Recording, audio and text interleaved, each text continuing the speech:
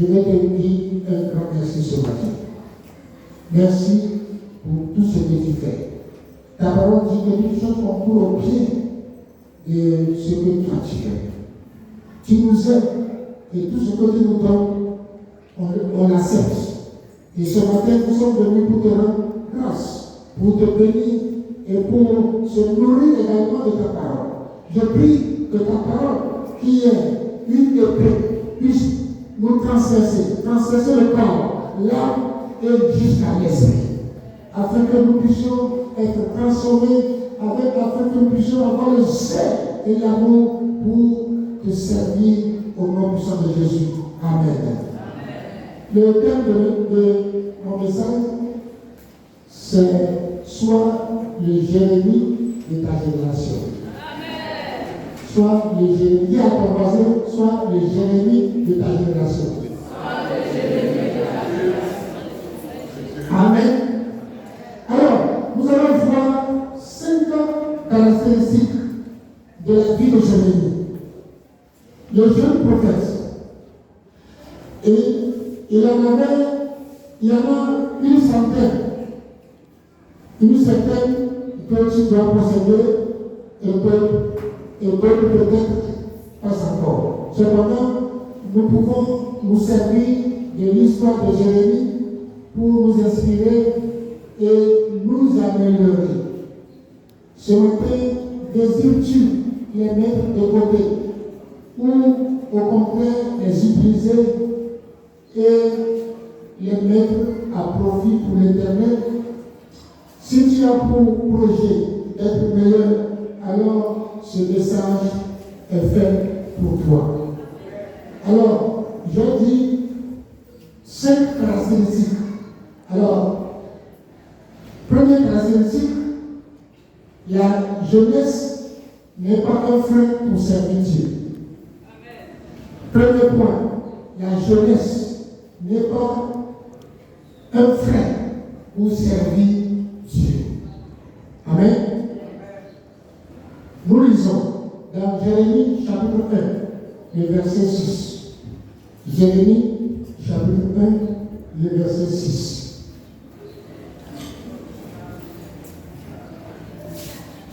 Jérémie chapitre 1, verset 6. Je lis la parole du Seigneur. Je répondis, Seigneur éternel, voici, je ne sais point parler, car je suis un enfant. Amen. Que Dieu bénisse sa parole. Amen. Donc, la première caractéristique, c'est que la jeunesse n'est pas un frein pour servir Dieu. Amen. Alors, Jérémie était jeune à son appel. Il était très jeune à son appel. Comme lui, peut-être toi aussi, tu te trouves très jeune, ou trop petit, ou trop vieille, ou trop vieux. Mais aujourd'hui, Dieu te dit que tu n'es ni trop jeune, ni trop vieux, ni trop vieille pour le servir. Amen.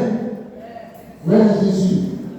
Ou peut-être encore que tu n'es pas jeune en âge, mais jeune dans la foi.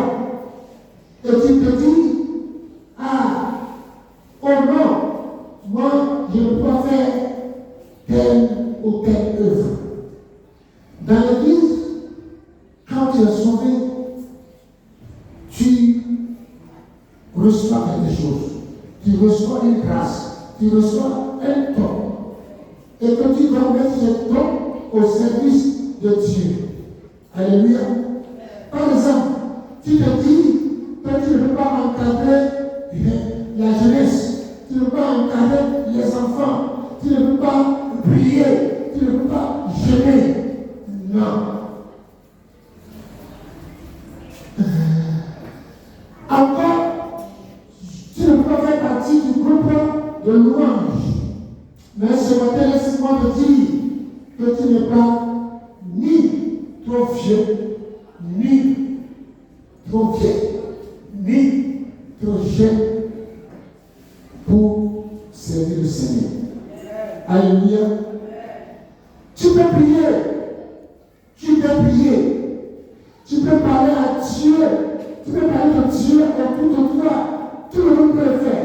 Un enfant qui est né de nouveau peut parler de Jésus à ses frères, à ses soeurs, dans son école, dans son lycée, dans son collège.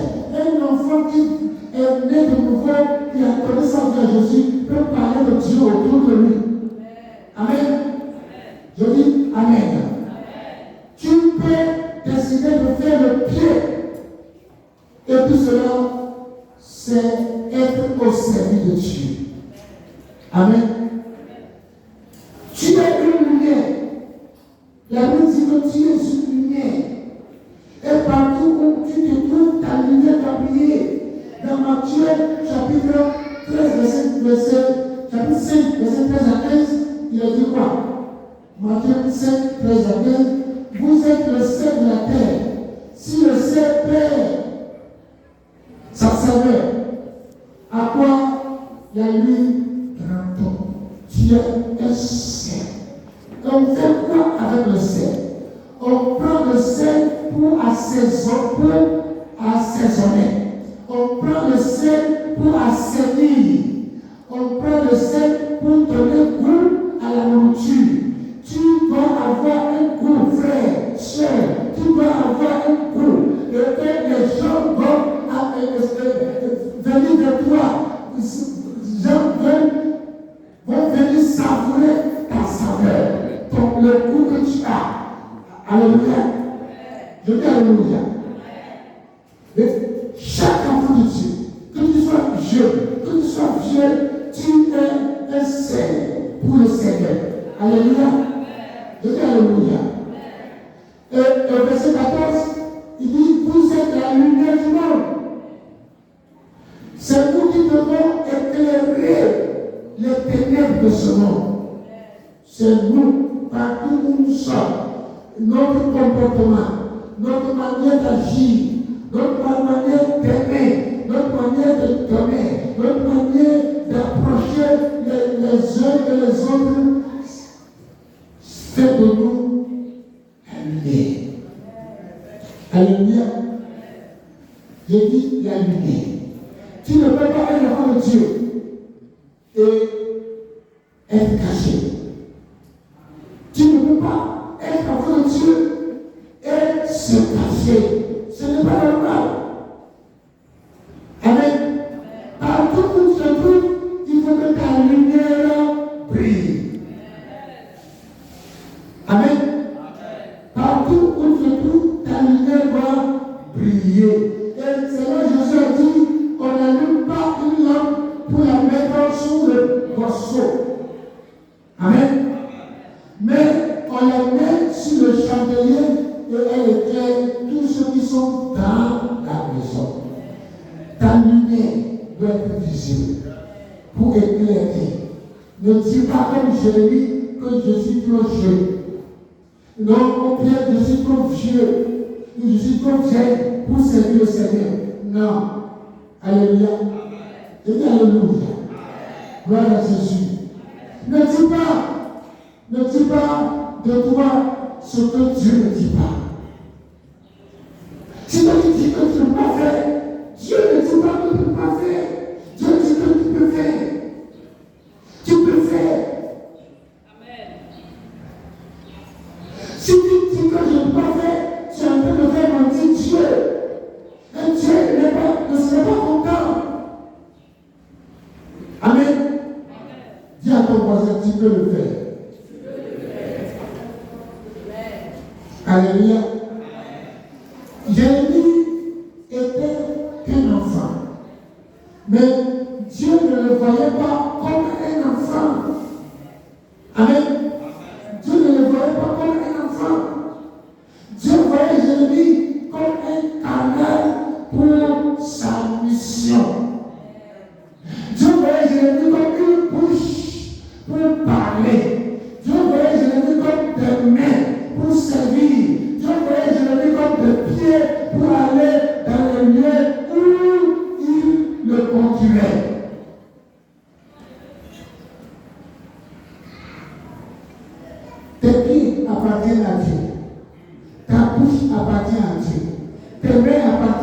Dieu. Tes yeux appartiennent à Dieu. Alléluia. Peut-être que toi également, tu regardes à ta faiblesse, à ta petitesse. Mais Dieu regarde à ce qu'il a déposé en toi. Amen. Vous savez, quelle que soit votre faiblesse, Dieu vous utilise. Dieu vous utilise. Paul dit que c'est quand je suis faible que je suis fort. Alléluia. Gloire à Jésus. Dieu a déposé quelque chose en chaque enfant de Dieu. Et nous devons utiliser cette chose-là. Amen. Et Dieu a déposé en toi la détermination. Dieu a déposé en toi le courage. Dieu a déposé en toi la persévérance. Dieu a déposé en toi le pardon.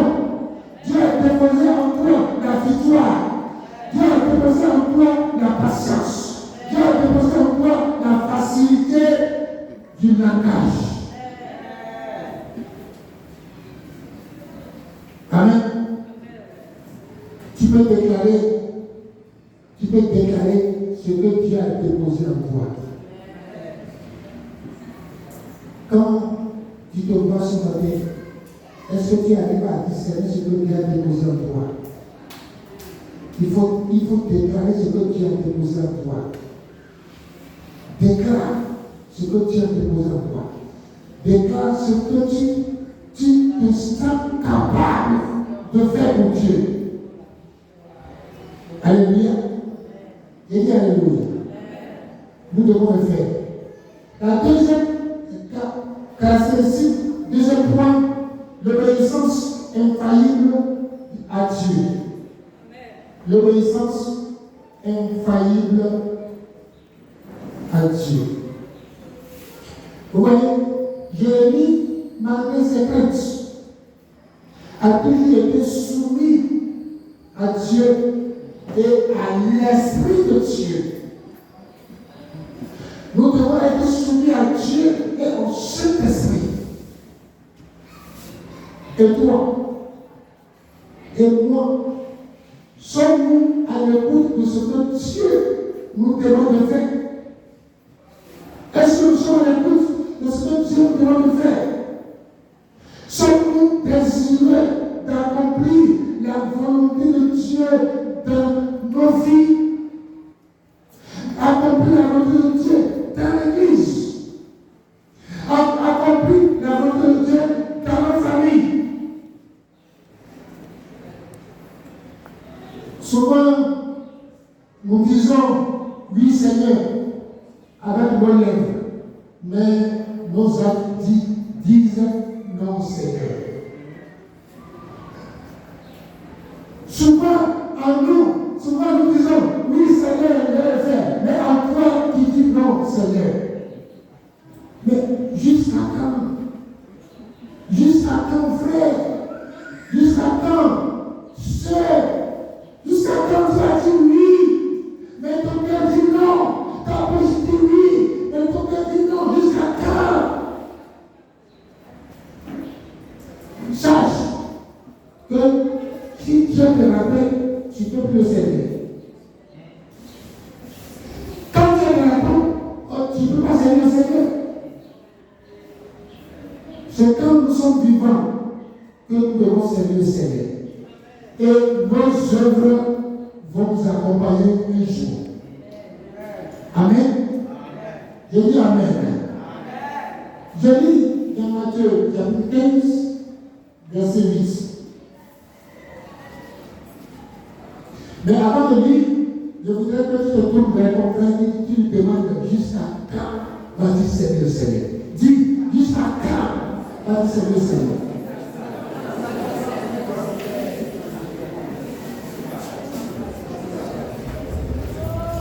Mes enfants, jusqu'à quand vous allez servir le Seigneur? Regardez la maison, jusqu'à quand vous allez servir le Seigneur? Amen. Matthieu 15, verset 10. Ce peuple m'honore des lèvres, mais au fond de son cœur, il est bien loin de moi. Alléluia.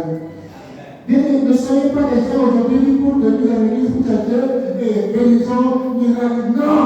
Mais aimez le Seigneur. Répondez-vous.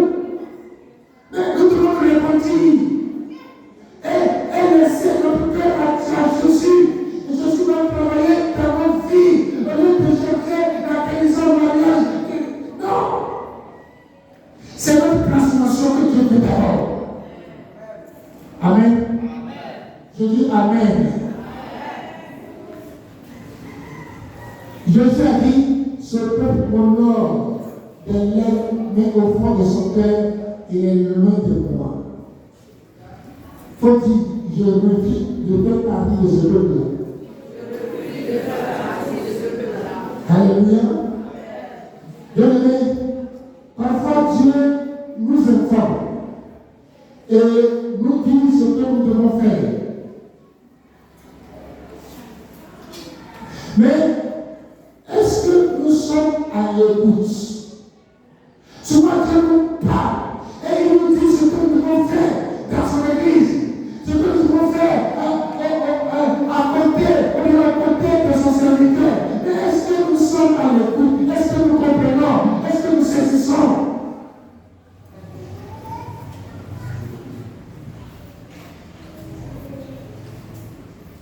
Qui peut aller dans plusieurs églises, mais sans servir le Seigneur, sans avoir une repentance sincère, une conversion sincère.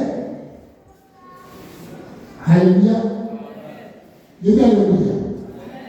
Est-ce que lorsque nous entendons la voix de Dieu,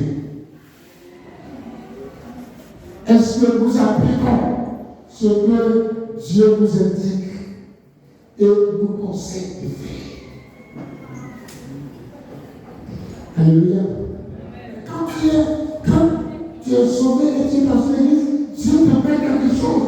Tu as une grâce, tu as un don, tu en as. Tu en as. Sinon, on sera semblable à celui à qui Dieu a donné un don, un talent. Et il est parti creuser. Il dit, mon maître là, il est très méchant, très méchant. Si je perds, il risque de me renvoyer. Il est parti, il a pris le talent, il a creusé, il a mis là. Pour que quand son serviteur a revenu de voyage, il enlève le talent et il le donne. Alléluia. Mais celui à qui on a remis beaucoup, mais il est parti avec les talents, les trois. Il est parti de multiplier, et quand le maître est revenu, il dit, voici ce que je vais là, je multiplie. Et Jésus a dit quoi? On donnera à celui qui a. On donnera à celui qui, et on retirera à celui qui. Alléluia. Tu as quelque chose, frère, ma soeur, mon frère. Tu as quelque chose. Tu as quelque chose. Soyons sérieux avec le Seigneur. Aimons le Seigneur. Amen. Lisons Jérémie 32. Jérémie 32, verset 6 au verset 9. Jérémie 32, verset 6 au verset 9. 32, verset 6 au verset 9. Jérémie dit, la parole de l'Éternel m'a été adressée en ces mots. Voici, Anamel, fils de ton oncle Shalom, va venir auprès de toi pour te dire, achète mon champ qui est à Anatot, car tu as le droit de rachat pour l'acquérir. Et Anamel, fils de mon oncle, vint auprès de moi, selon la parole de l'Éternel, dans la cour de la prison, et il me dit, achète mon champ qui est à Anatot, dans le pays de Benjamin, car tu as le droit d'héritage et de rachat, achète-le. Je reconnus que c'était la parole de l'Éternel. J'achetai de Anamel, fils de mon oncle, le champ qui est à Anatot, et je lui pesai l'argent, 17 scies d'argent. Amen. Jérémie a entendu la voix de Dieu qui lui disait d'aller acheter. Et après quoi? Il a exécuté. Amen. Quand tu entends la voix de Dieu, tu exécutes. Amen. Quand tu entends la parole de Dieu, exécute ce que la parole de Dieu te dit. C'est important. Alléluia. Troisième point, tu es le canal de Dieu pour atteindre les nations. Amen. Tu es le canal de Dieu pour atteindre les nations. Vous savez, Dieu peut utiliser des gens ici pour que la maison royale puisse atteindre toutes les régions de la Côte d'Ivoire, de l'Afrique et du monde. Dieu peut le faire. Amen. Et si tu es avec nous et que Dieu t'envoie à Ama, alors tu fais tout pour que l'église là soit implantée à Ama. Amen. Voilà Jésus. Mais c'est dommage. Si tous les pasteurs se rassemblent ici, s'enseigner tous les dimanches ici, mais on va rester, on va faire. On va rien. Il faut que tous les pasteurs puissent là, le quartier où ils se trouvent, puissent créer des cellules et pour que l'église puisse grandir. Amen. Je dis Amen. Tu es le canal de Dieu pour atteindre les nations. Aujourd'hui, les églises ont beaucoup d'églises là. Mais c'est les membres qui font. Il y a un église là qui un de ses membres travaille à Sénat. Et on l'a affecté au Togo. Et au Togo, il a payé une cellule. Son pasteur il m'a appelé, dit, mon fils est parti au Togo, il a payé une cellule, donc on s'en va faire vivre là.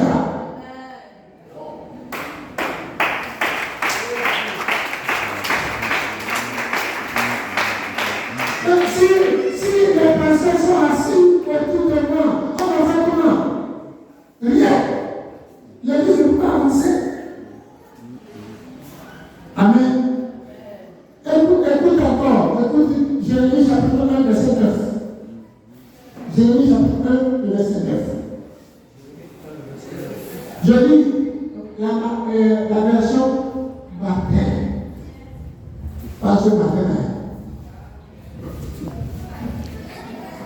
Lui c'est 10 000. Amen.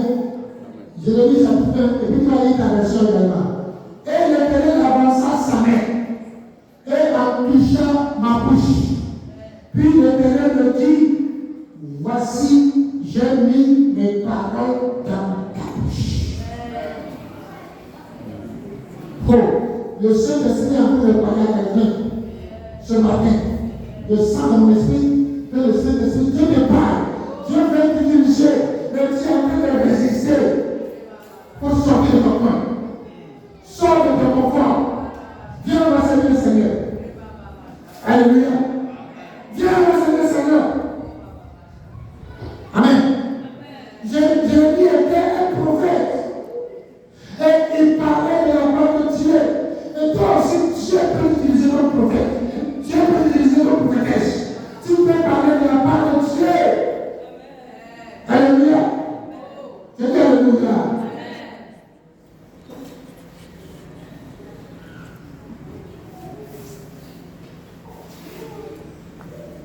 Peut-être que tu n'es pas appelé prophétesse, mais Dieu va t'utiliser à parler comme un prophète. Dieu va t'utiliser à parler comme une prophétesse. Amen. Ne pensez pas que ce sont les prophètes seulement qui parlent de la parole de Dieu, mais tous ceux que Dieu a appelés, tous ceux qui servent le Seigneur, peuvent parler de la parole de Dieu. Alléluia. Je dis Alléluia. Cependant, tu peux tout de même parler de ce que tu connais de Dieu. Même si tu n'es pas prophète, tu peux parler à quelqu'un ce que tu connais de Jésus. l'expérience que tu as vécue avec Jésus, tu peux dire à quelqu'un. Et cela peut toucher la personne aussi à donner sa vie à Jésus. Alléluia. Gloire à Jésus. J'ai dit, gloire à Jésus. Par exemple, en donnant mon témoignage, en parlant de ce que Jésus a fait pour toi. Amen. Oui. Et pour cela, tu n'as pas besoin de connaître la Bible par cœur. Non. Pas besoin de parler de Jésus à quelqu'un, tu n'as pas besoin de connaître la Bible par cœur. Non. Amen. Je dis Amen. Pour parler de Jésus à quelqu'un, tu n'as pas besoin d'avoir 40 ans, 50 ans, 25 ans, 30 ans de conversion. Non. Tu peux être converti aujourd'hui et convertir une autre personne aujourd'hui. Alléluia. Je dis Alléluia. Oh, je dis Alléluia.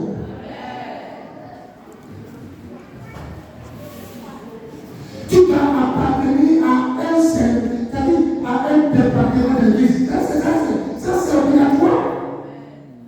Les générations, c'est vraiment quelque chose, une institution qui nous permet à chacun d'expérimenter Jésus à travers la prière, à travers l'évaluation. Mais où en sont les générations? Où nous en sommes les générations? Où allez-vous? C'est une opportunité pour vous, pour chacun d'exprimer ce qu'il connaît de Jésus, la manière de prier, la manière d'organiser. C'est une opportunité pour vous que tu mettes en valeur ce que Dieu t'a donné, ce que Dieu a déposé en toi. C'est une opportunité. Mais où en sommes-nous aujourd'hui? Alléluia. Je dis Alléluia.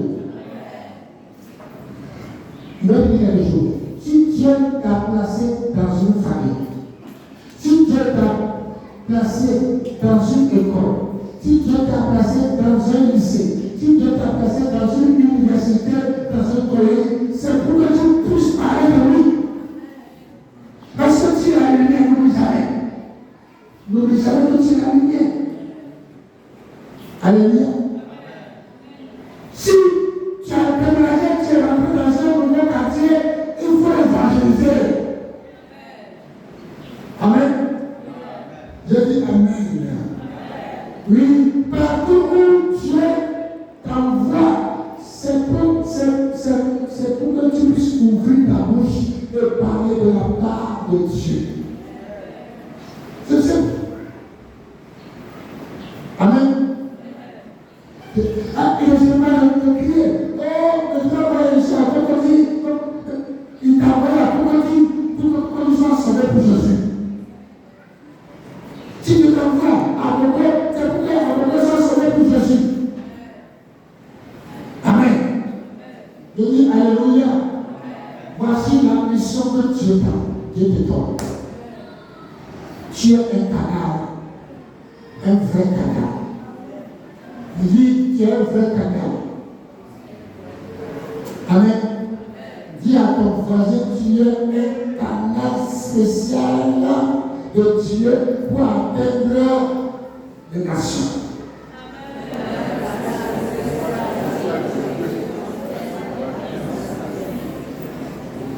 Amen. Tu peux continuer. Quatrième point. Sois fidèle à Dieu. Sois fidèle à Dieu. Vous savez, si nous les chrétiens, si nous n'évangélisons pas, franchement, vous êtes ici, les gens sont ici, et puis d'autres personnes viennent d'autres églises, viennent vous chercher pour aller dans l'église. C'est pas le cas. Ça veut dire que toi, tu n'arrives pas à convaincre l'autre que là où tu es, Jésus est vivant.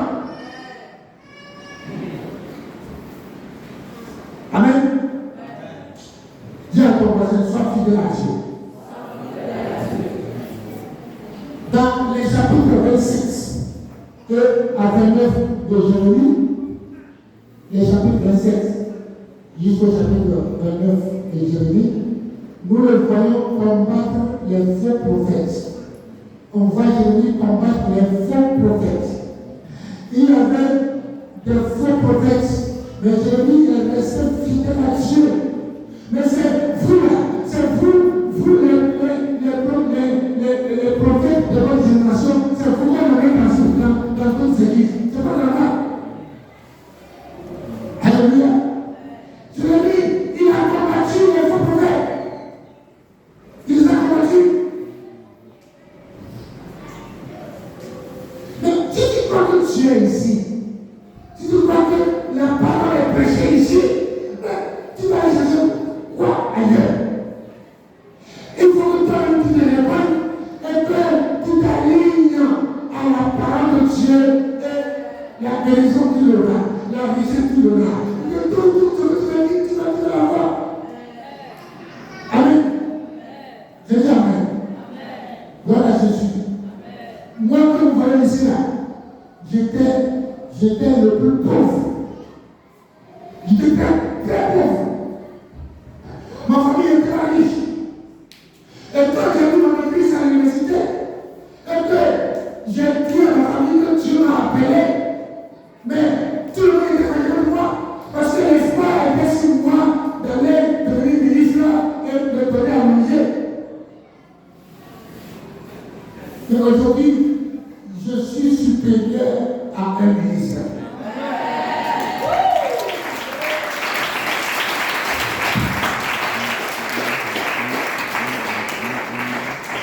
Alléluia. C'est très important pour nous. Très important de rester fidèle à Dieu. Dans ma galère, dans ma souffrance, je suis resté fidèle. Car les paroles, on chante, on dit fidèle jusqu'à la mort. C'est ça. Restons fidèles. Quels que soient les problèmes, quelle que soit la maladie, quelle que soit la galère, restons fidèles à Dieu. Et dans la Bible, je n'ai jamais vu quelqu'un qui a connu des épreuves et que Dieu n'a pas relevé. Il n'y en a pas. Mais il n'y en a pas. De Noé jusqu'à Abraham, d'Abraham jusqu'à Élie et Élisée. Mais Dieu n'a jamais laissé un seul de ses points dans la souffrance, dans la misère jusqu'à la mort. Je n'ai pas vu ça. Ma foi est basée sur ce que moi je lis dans la Bible. Alléluia. Je dis Alléluia. Si tu aimes Dieu, si tu acceptes de ton cœur, si tu ne dis pas oui sur les lèvres et tu dis non dans ton cœur, je t'assure que ta vie ne sera jamais la même. Amen. Je dis Amen. Je dis Amen. Oui, Jérémie ne s'est pas conformé aux faux prophètes. Alors que pendant tout son ministère, il y a eu des menteurs. Il y a eu des menteurs qui voulaient atteindre le peuple d'Israël et l'éloigner de Dieu. Et nous, quand les menteurs nous appellent, qu'est-ce que nous faisons? Est-ce que nous résistons ou bien nous les accompagnons? Jérémie, il a résisté aux menteurs. Ceux qui veulent l'attirer à gauche, à droite, il a refusé. Il a été obéissant à Dieu. Amen. Et nous, qu'est-ce que nous faisons? Suivons-nous la majorité ou bien faisons-nous la différence? Restons-nous fidèles à Dieu. Alléluia. Gloire à Jésus. Jérémie avait le discernement.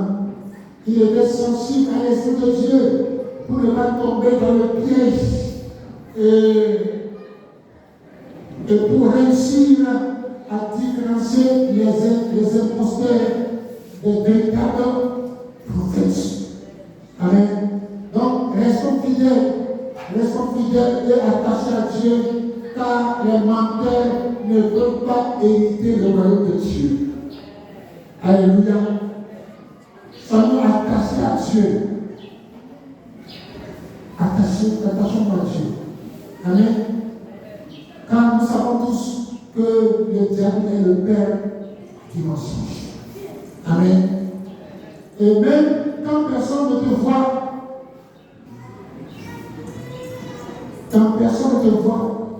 ne te ment pas à toi-même. Amen. Ne fais pas taire la conscience. Au contraire, refuse cela dans ta vie. Conforme-toi aux valeurs du royaume de Dieu, que tu pourras trouver dans Galates chapitre 5, verset 22. Alors, il faut que tu travailles toi-même le fruit de l'esprit. On a dit ça, on répète de le dire. Galates 5, verset 22. Travaillez, prenez ce verset, lisez, priez pour ça.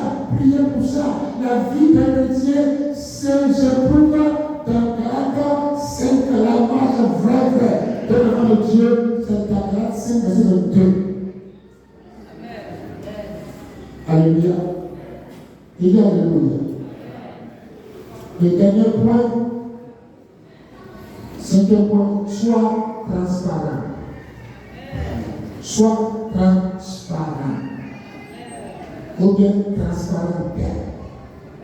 Amen. Sois transparent. Et le Dieu, il est transparent, il est clair. Amen. Dieu est clair. Il n'y a pas ça. Il faut être clair. Amen. Et nous voyons dans le livre de Lamentation de Jérémie exprimait ce qu'il ressentait. Il ne fait pas de ce qui brise son cœur. Parfois, devant Dieu et même devant nos proches, nous craignons de dire ou de partager nos émotions, nos tristesses, nos frustrations et même nos incompréhensions.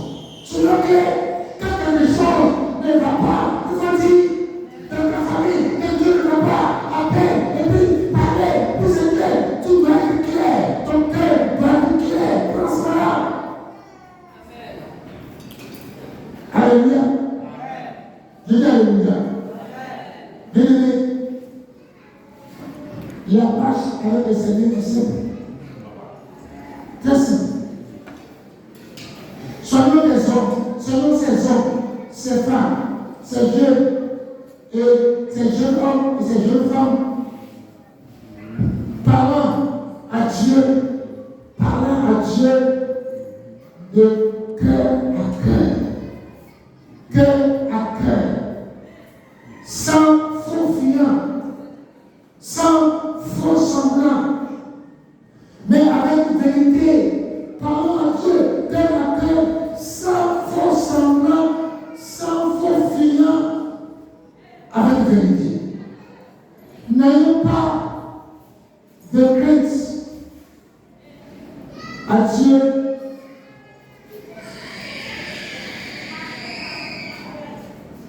Lui dit nos états, qu'ils soient positifs ou négatifs. Bien si aujourd'hui nous sommes dans l'incompréhension, disons-le à Dieu.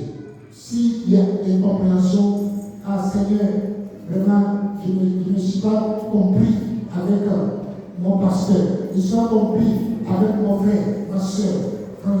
Dieu me met un jour, Saint-Esprit, exprime-moi pour que je puisse, avoir le discernement, avoir la parole qu'il faut pour aller me réconcilier. Et c'est tout. La parole de Dieu, c'est tout.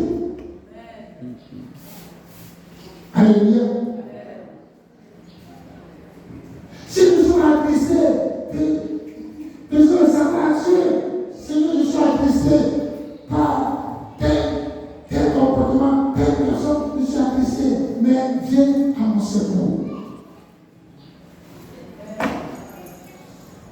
Si nous sommes en colère, exprimons-le à Dieu. Mais il ne faut pas que le Seigneur là se couche sur ta colère. C'est tout. Jésus, il s'est mis en colère. Il est rentré dans le temple, il a chassé les gens. Et puis la colère là, c'est arrêté là-bas. Alléluia. Je dis alléluia. Si c'est la joie, partageons la joie autour de nous. Alors, quand moi j'étais au Ghana, au Nigeria, mais les familles venaient au temple avec de la nourriture, parce qu'ils étaient en joie. On dit la joie d'avoir Seigneur Jésus, et on y partage la joie ensemble. Mais dans le pays francophone, on capille. Si mon Dieu qui est dans ma porte, là, si je sors, c'est la Seigneur pour moi. Faut donner. Alléluia. Gloire à Jésus. Bien, pour terminer, que ce soit en parlant à Dieu, ou bien en écrivant, ou bien en chantant, en jouant un instrument, qu'importe la méthode, car il n'y a pas un mode d'emploi pour atteindre Dieu. Alléluia. Mais exprime à Dieu ce que tu vis dans ton cœur. Exprime à Dieu ce que tu vis dans ton cœur. Parle à ton Dieu, fais de ton Dieu ton ami et par lui. Le meilleur ami c'est Jésus. Quand tu as un problème là, le meilleur ami c'est Jésus. Quand vous êtes en couple, vous êtes marié, votre meilleur ami c'est Jésus. Quand il y a un problème, n'allez pas dire ça c'est mon meilleur ami. Mais quand tu t'arrêtes de dire là, tu es en train de vendre ta maison. Dieu, mettez-vous à genoux et dites vos problèmes à Jésus. Alléluia. Alors, pas dire encore de plus ce matin, c'est que soyons des ennemis. Soyons des ennemis, sortons de notre confort, sortons de nos habitudes et soyons de ces vases, soyons ces instruments, soyons ces outils, soyons ces ambassadeurs, soyons ces lumières, soyons ces challengers et soyons des ennemis pour notre génération. Aujourd'hui, lève-toi mon frère, ma soeur, fais la différence, sois cette personne d'influence au nom puissant de Jésus-Christ. Amen.